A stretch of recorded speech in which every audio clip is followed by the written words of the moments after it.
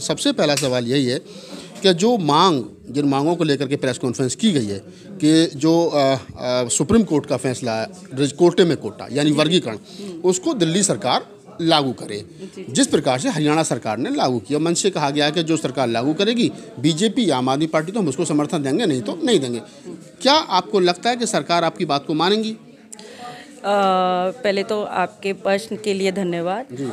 जो आज की जो प्रेस वार्ता थी और उस पर डीएससी इंडिया ने जो प्रेस कॉन्फ्रेंस करी है, उसके संदर्भ में कि जो भी अभी चुनाव आ रहे हैं, लगातार अब चुनाव आ रहे हैं और इस समय जो दिखता है वही बिकता है वाली बात है। हरियाणा में अभी चुनाव कंप्लीट हुए और अब दिल्ली में चुनाव है। अब दिल्ली की जो सरकार है, अरविंद केजरीवाल की सरकार यदि कहा जाए तो उसको, अगर उसकी सरकार जो बनी हुई है तो वो एकमात्र तरीके से कहा जाए कि वो वंचित समाज के हाथों में ही बनी हुई है। वंचित समाज ने ही उनको सीएम बनाया हुआ है। अगर कहा जाए कि उनको सपोर्ट जो मिल रहा है वो वंचित समाज का मिल रहा है ज़्यादातर, ठीक है। तो अभी ये जो हम प्रेस वार्ता कर रहे हैं और हम जो डिमांड रख रहे हैं, जो सुप्रीम कोर्ट ने जो बात की रिजर्वेशन अंडर रिजर्वेशन की बात है, तो जाति संगत ना होकर ये कहा जाए कि जिन समाज को अभी तक रिजर्वेशन का लाभ नहीं मिला, चाहे वो राजनीतिक रूप से है, चाहे वो शिक्षा में है, चाहे वो नौकरियों में है। मैं तो ऐसा मानती हूँ कि अभी तक हमारा रिजर्वेशन, जो बाबा साहब अम्बेडकर ने जिस संघर्ष को किया था और लगातार हमारे लोगों ने जो संघर्ष किया है, हमारे लोगों को अभी भी उनका हिस्सा नहीं मिल पाया है, ठीक है। तो हम अभी शासक कैटेगरी में नहीं आए, हम डिसीजन मेकिंग कैटेगरी में नहीं आए। आज भी हम गुलाम किसी पार्टी के, हमारे जो प्रतिनिधि हैं वो कहीं ना कहीं पार्टी के गुलाम हैं, अभी समाज की तरफ वो नहीं देख रहे हैं। तो वो हम चाहते हैं कि जो सुप्रीम कोर्ट का जो डिसीजन हुआ है रिजर्वेशन अंडर रिजर्वेशन, उसको देखा जाए और उसको लागू किया जाए दिल्ली में भी। और यदि दिल्ली सरकार, अरविंद केजरीवाल सरकार हो गई जो वर्तमान की है, या अन्य पॉलिटिकल पार्टीज हो गई, चाहे वो बीजेपी है, चाहे वो कांग्रेस है, या कोई भी पॉलिटिकल पार्टी है, वो सुप्रीम कोर्ट के डिसीजन को लागू करे और अपने मैनिफेस्टो में सबसे ऊपर रखे। यदि वो वंचित समाज की मैं पुनः बात कर रही हूँ, एक जाति की बात नहीं कर रही हूँ ना, मैं एक जाति की बात कर रही हूँ कि जी वाल्मीकि हो गए या धोबी हो गए या जाटव हो गए, मतलब नहीं, I am not talking about a single जाति। मैं बात कर रही हूँ जो उस राज्य में जिन जातियों का वर्चस्व है, क्योंकि हर राज्य में अलग अलग जातियों की संख्याएं अलग अलग है। किसी राज्य के अंतर्गत किसी जाति, कोई एक जाति वो ज़्यादा है और किसी राज्य में दूसरी जाति ज़्यादा है और वहाँ पर वो मतलब कम। मेरा सवाल आपके सवाल से, आपकी बात से निकल करके आता है कि ये डेटा कैसे इकट्ठा होगा कि किस समाज ने की संख्या कितनी है? अभी तक तो ये था कि 15% शेड्यूल कास्ट है, 7.5% एसटी है, शेड्यूल ट्राइब है, तो उसमें 22.5% SC/ST का कोटा था, उसमें जो भी जाति आगे आएंगे उनको मिल जाएगा। लेकिन वर्गीकरण का मामला जो है उसमें ये कैसे तय हो पाएगा कि इस राज्य में ये जाति इतनी मजबूत हो गई है? ऐसा कोई डेटा तो है नहीं। ये जो डेटा है वो जातिगत जनगणना के आधार पर आ सकता है। एक तो पॉइंट है कि वी आल्सो डिमांड कि भाई ये अगर हो जाए, उसके साथ साथ जातिगत जनगणना है उसको भी मतलब प्राथमिकता दी जाए। और हर राज्य के पास अपना इंटरनल डेटा होता है, ये आपको नहीं पता या मैं पर्टिकुलर नहीं बता पाऊंगी, पर ये बिकॉज मैं एक एकेडमिक फील्ड से हूँ, हमारे पास रिसर्च और वो सारी चीज़ डेटा अवेलेबल है। जब आप कहीं पर भी कोई फॉर्म भरते हैं तो उस फॉर्म के अंदर अपनी जाति को लिखते हैं, आप आधार कार्ड बनवाते हैं या कोई भी चीज़ करते हैं, राशन कार्ड बनवाते हैं, उसमें भी आप अपनी कॉलम होता है, धर्म लिखते हैं, फिर जाति लिखते हैं, फिर उपजाति लिखते हैं। तो वो डेटा अवेलेबल है। अगर मैं आपको कहूँ, बस वो डेटा को राइट टू इन्फॉर्मेशन के अंतर्गत से चीज़ें निकाली गई हैं, कई संगठनों के माध्यम से, हमारे पास भी कुछ अवेलेबल है, बस उसको संचित कर कर एक पायदान पर लाने की। अच्छा, एक सवाल आता है कि जो सरकार, भारतीय जनता पार्टी की सरकार जो पिछले 11 साल से चल रही है, वो सरकार जाति का जनगणना के लिए तैयार नहीं हो रही है, उस पर दबाव बनाया जा रहा है बार बार। तो ऐसे में लगता है कि जो जाति का जनगणना के लिए तैयार नहीं है, जो डेटा सरकारी रिकॉर्ड में है, क्या उसको वो पब्लिश करेंगे, पब्लिक डोमेन में डालेंगे जिससे आपको लाभ मिल सके?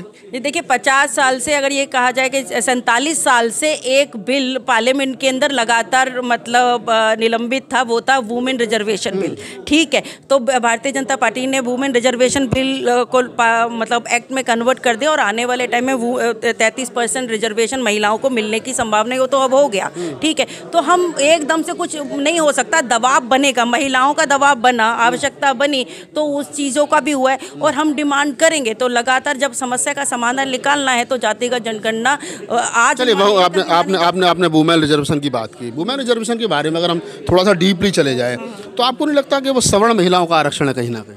आई am very very very much agree with you कि जो वुमेन रिजर्वेशन की बात कर रहे हैं, आज मैं आपको एक इंसिडेंट जरूर बताना चाहूँ। आज हो क्या रहा है कि जैसे वुमेन रिजर्वेशन की बात आई, या खाली रिजर्वेशन की बात नहीं है, महिला की जहाँ पर बात आती है, महिलाएं मतलब वंचित समाज में तो वंचित हैं, लेकिन समाज के अंदर भी वो एक शूद्री है, चाहे वो ब्राह्मण की महिला सिस्टम है, हिंदू धर्म सिस्टम के अंदर वो मतलब वंचित ही है, वो सेकंड पर्सन है। ठीक है, तो अब क्या हो रहा है कि जो अपर कास्ट के लोग हैं वो रिजर्व कैटेगरी की लड़की से शादी करके उसका रिजर्वेशन, हमारा एससी का रिजर्वेशन भी खा रहे हैं। ये तो हमारे समाज को समझने की जरूरत है कि यदि हम एक ब्राह्मण से लड़की की शादी कर रहे हैं, हम शादी कर रहे हैं, लव मैरिज हो रही है क्या, वो देखना पड़ेगा क्या हम षड्यंत्र का शिकार तो नहीं हो रहे हैं। ठीक है, तो वो किसी एससी का रिजर्वेशन खत्म हो रहा है हमारे उसी के अंदर, क्योंकि वो हमारे रिजर्वेशन में एंटर कर रहे हैं। ठीक है, उस तरीके से महिला, हमें देखना पड़ेगा रिफॉर्म, हमें कहीं ना कहीं क्लॉज बनाना पड़ेगा कि महिला रिजर्वेशन में भी कौन, क्या उसके खानदान के अंदर वो मतलब पॉलिटिक्स में है और उसके बाद उसको रिजर्वेशन मिल रहा है, we have to oppose for that, हमें उसका विरोध करना होगा। महिला वो जो वास्तव में उस जगह के लिए उसके लिए काबिल है और लगातार यदि वो राजनीति में है तो उसको महिला रिजर्वेशन मिलना चाहिए, अन्यथा उसको महिला रिजर्वेशन नहीं मिलना चाहिए। चलिए अब हम फिर पुराने वाले मुद्दे पर आ जाते हैं लौट के। तो आपने बोला तो मैंने एक सवाल आपसे क्रॉस कर लिया। आप निकल कर के आता है, बाबा साहब डॉक्टर अम्बेडकर जब 1952 का पहला आम चुनाव लड़ रहे थे, आपने पढ़ा होगा, मैंने ही पढ़ा है, तो उनकी जो पार्टी थी शेड्यूल कास्ट फेडरेशन, उसका उन्होंने मैनिफेस्टो रिलीज़ किया था। उसमें पॉइंट नंबर 43 और 44 पर वो खास तौर पर लिखते हैं कि हम कभी भी हिंदूवादी किसी भी संगठन से समझौता नहीं करेंगे। तो ये बाबा साहब का स्पष्ट था पहले दिन से कि हम लोग हिंदूवादी किसी भी राजनीतिक दल से संगठन गठबंधन नहीं करेंगे। हरियाणा में डीएससी समाज ने, नॉन चमार एक जो दूसरा समाज बना, उसने कहीं ना कहीं बीजेपी को समर्थन दिया, खुले मन से कहा भी गया। तो क्या लगता है डीएससी समाज का भविष्य बीजेपी के साथ सुरक्षित है? देखिए, पॉलिटिकल पार्टीज आप जहाँ पर कह रहे हैं, आपने बाबा साहब अम्बेडकर की बात कही कि वो हिंदूवादी, मैं कॉन्स्टिट्यूशन में विश्वास करती हूँ, बाबा साहब अम्बेडकर में बात करती हूँ। ठीक है, कॉन्स्टिट्यूशन क्या कहता है कि India is the secular country. ठीक है, कहीं पर भी कोई पार्टी अपने, हर एक पार्टी की अपनी एक आइडियोलॉजी होती है। ठीक है, आप ये कैसे कह सकते हैं कि जो आम आदमी पार्टी है वो हिंदूवादी नहीं है? हिंदूवाद को समझना पड़ेगा, हिंदूवाद क्या है। ठीक है, हम एक ढका हिंदूवाद, एक छुपा हिंदूवाद है और एक ओपन हिंदूवाद है। हिंदूवाद को एक हम धर्म क्या, एक प्रोसेस है, एक प्रैक्टिस है। मतलब धर्म मतलब रिस्पॉन्सिबिलिटी होता है, धर्म मतलब जिम्मेदारी होता है। आपका धर्म, आप जर्नलिस्ट हैं, आपका धर्म है एक सही चीज़ों को सामने सब लोगों के तक मैं सवाल को थोड़ा सा आसान कर देता हूँ। हाँ। मैं सवाल को आसान थोड़ा सा ऐसे कर देता हूँ कि क्या जो दलितों की वंचित जातियाँ रह गई हैं, अब वो उनको अधिकार आरएसएस और बीजेपी ही दिलवाएगी? नहीं, वो ही नहीं दिलवाएगी, लेकिन वहाँ सब जगह पे अच्छे और बुरे लोग भी होते हैं। अगर आप उनकी नीतियों को देखें तो ऐसा नहीं है कि कहते हैं कि वो मतलब वंचित समाज के लिए काम नहीं कर रहे हैं या हम पर्टिकुलर करते हैं। कांग्रेस ने क्या, वो अपने आप को सेकुलर कहती थी, आप एग्री करेंगे। कांग्रेस ही वो पार्टी थी जिसने बाबा साहब अम्बेडकर के साथ बहुत बड़ा धोखा किया। ठीक है, उन्होंने कभी बाबा साहब अम्बेडकर को मतलब बड़ा नेता बनने ही नहीं दिया। ठीक है, ये सबसे बड़ी विडंबना थी। ठीक है, तो हम, लेकिन आज तो अम्बेडकर गांधी और पटेल से भी बड़े हो गए। आज तो पूरी भारत की राजनीति डॉक्टर अम्बेडकर के आसपास घूम रही है। नहीं, बाबा साहब अम्बेडकर आज नहीं हो गए, ये तो मूर्ख लोगों की पहचान है। वो कहेंगे आज बड़े हो गए या कल हो गए। मैं किसी व्यक्ति को उनके बराबर मानती ही नहीं, बड़ा छोड़, वो तो उसका व्यक्तित्व वो बड़ा है बाबा साहब अम्बेडकर का कि पूरे विश्व में उसके बराबर कोई नहीं है। हम आप मेरे जैसे सब अदना से लोग हैं, मतलब कीड़े मकोड़े की तरीके से, उनकी सोच भी वहाँ तक नहीं जा सकती और कोई भी, वो सिर्फ उनका इस्तेमाल कर रहे हैं, सिर्फ ये है सब लोग। और एक और चीज़ है, हमारे समाज के लिए भी कुछ जो लोग हैं वो उनका सिर्फ ये कहते हैं ये कॉन्स्टिट्यूशन का अंदर क्या है वो उन्हें पता ही नहीं। बाबा साहब अम्बेडकर क्या है वो नहीं जानते, बस कहते हैं हम बाबा अम्बेडकराइट हैं। फेक अम्बेडकराइट होने से ज़्यादा अच्छा है एक अवेयर सिटीजन होना। बाबा साहब अम्बेडकर ने कहा कि आप अपने संविधान में विश्वास करो, आप अपने नेतृत्व में विश्वास करो, दैट्स इट। बात पॉलिटिकल पार्टी की, चाहे वो बीजेपी हो, वो मैं उसको हिंदूवादी पार्टी नहीं मानती, मैं पार्टी मानती हूँ। कोई भी political, there is a end of ideology. यहाँ पर कोई विचारधारा नहीं है, राजनीतिक दल की कोई विचारधारा नहीं है, किसी भी राजनीतिक दल की। वो सिर्फ आप नहीं तो वो तो मकसद के लिए धर्म का इस्तेमाल तो कर ही रहे हैं ना, ये इस पर तो स्वीकारता हूँ। सब लोग जनेऊ पहन रहे हैं, सब लोग कोई हनुमान जी का भक्त बन रहा है तो कोई राम जी का बन रहा है, और कोई कह रहा है तो मैं महाकाल का भक्त हूँ। भैया सबके सब भक्त। और हम तो कहते हैं मतलब भगवान गौतम बुद्ध ने भगवान की परिभाषा दी, मेरा आप देखेंगे तो भगवान मतलब भगवान, भा से भूमि, गा से गगन, आ से अग्नि, वा से वायु, ना से नील, यही भगवान अर्थात प्रकृति ही भगवान है, ठीक है। और इससे आगे कोई भगवान नहीं है। और हम महामानव कहते हैं, बाबा साहब अम्बेडकर को महामानव कहते हैं, तो हमारे लिए वो महामानव ही हमारा भगवान है, श्रेष्ठ मानव है। तो ऐसे कोई किसी को भगवान मानता है, कोई किसी को मानता है। अगर इतने देवी देवता इस सब चीज़ों को मानेंगे तो फिर तो हो गया, तो हमसे ज़्यादा तो भगवान है, इंसान से ज़्यादा नहीं, वो महामानव कोई जो अच्छा। चलिए इसको बातचीत को कंप्लीट करते हैं। बातचीत को कंप्लीट ये करते हैं कि 2 तारीख को बड़ी कॉल दी गई है कि 2 तारीख को जंतर मंतर पर एक बड़ा प्रोटेस्ट होगा सरकार को झुकाने के लिए कि सुप्रीम कोर्ट के जो डिसीजन है उसको लागू करें। कोई भी पार्टी हमें आश्वासन दे, नहीं लागू करेंगे तो फिर हम बड़ा आंदोलन करेंगे। तो क्या होगा? चुनाव तो 5 तारीख को। देखिए, पक्ष और विपक्ष कहते हैं ना कि आलोचना, क्रिटिक होना बहुत जरूरी है। हम खुले मन से इस चीज़ को क्रिटिक करेंगे। जो लोग नहीं माने, हम उनके नकारात्मक परिप्रेक्ष्य भी सबके सामने रखेंगे। डिसीजन तो व्यक्ति का है। देखिए, ये स्वतंत्र भारत है, स्वतंत्र भारत के अंतर्गत निर्णय को हम बदल, क्योंकि गुप्त मतदान है, ठीक है। तो गुप्त मतदान के अंदर आप अपना निर्णय लें, लेकिन हम उनको सही और गलत बताएंगे, ये सही है और ये गलत है।